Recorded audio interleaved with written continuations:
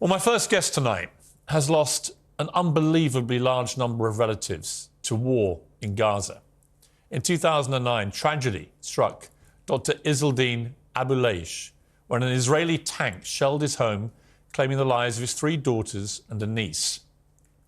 But the current conflict has also taken the lives of many more of his relatives, and Dr. Abuelaish, a trailblazing figure, made history as the first Palestinian doctor to serve in an Israeli hospital.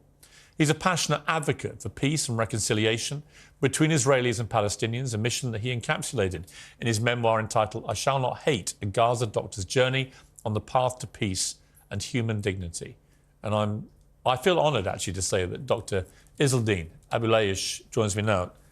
Doctor, thank you for coming here today. Thank you so much. I greatly appreciate it. I know we were just talking before we came on air. You were raised in the Jabalia refugee camp. I was born, raised and lived in my home still in Jabalia camp. And a lot of your relatives have already been killed since October the 7th there. Yes. In these airstrikes. But also you've told me that right now there are ongoing attacks. Yes, they are there in Jabalia camp, living, staying there. They are alive now. I don't know after we finish if they will be alive to talk to them or not. But it's important, Piers, I want to tell you, let us talk, a man to a man. Do you have children? Yes. So, a father to a father, a human to human. You know, once the apple fell down, we discovered the gravity. So let us today discover the humanity and the truth. Because the truth is important based on evidence. Jesus said, seek the truth, and the truth sets you free. And I hope all to be free today from this meeting, and to be human, and to behave as a human, and to advocate only and just only for humanity. How many members of your family have been lost since October the 7th? About 25.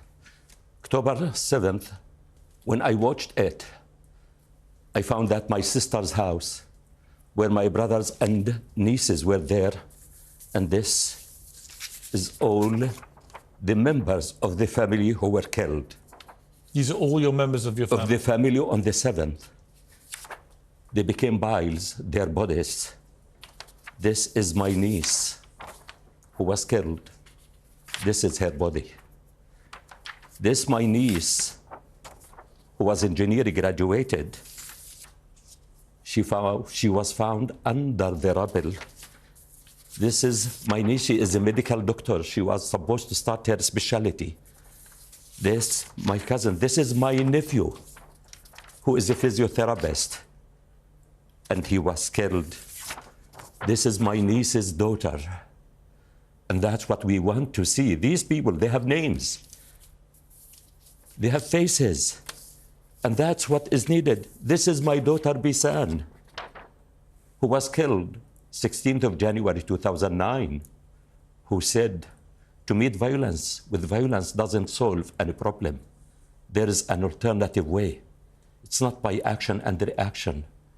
It's by being a human and behaving and thinking of others. This is Mayar and Aya. Even my niece, she named her daughter Aya after my daughter.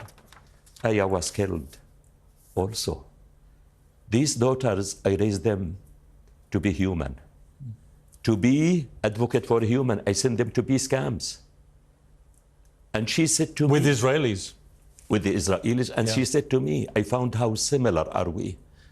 We are similar, but we need to be equal. We need to be free. We need to appreciate the dignity, the freedom of all. Does the life, I want to ask you, does the life of the Palestinians matter as equal to the Israelis or not? Yes. Does the freedom of the Palestinians matter as the freedom of the Israelis? Yes. And that's what always I advocated for. I worked at the hospital when I deliver a baby, the newborn baby.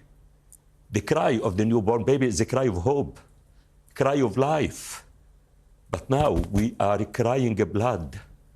Our tears are blood. The children that I helped to deliver, they are free. All of them are free.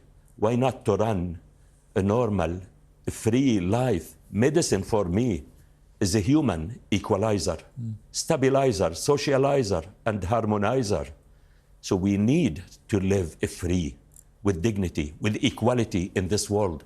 And that's the peace. I fully advocate it. Because once we have these means, peace will be a consequence. Violence that we talk about, violence, what is violence? Violence when we violate someone's dignity, life, and the human rights. So it's time. And even October 7th proved, because we tried it many times, military means and wars, it's a futile. It's a waste of time and lives. It increases bloodshed, animosity, hatred, violence.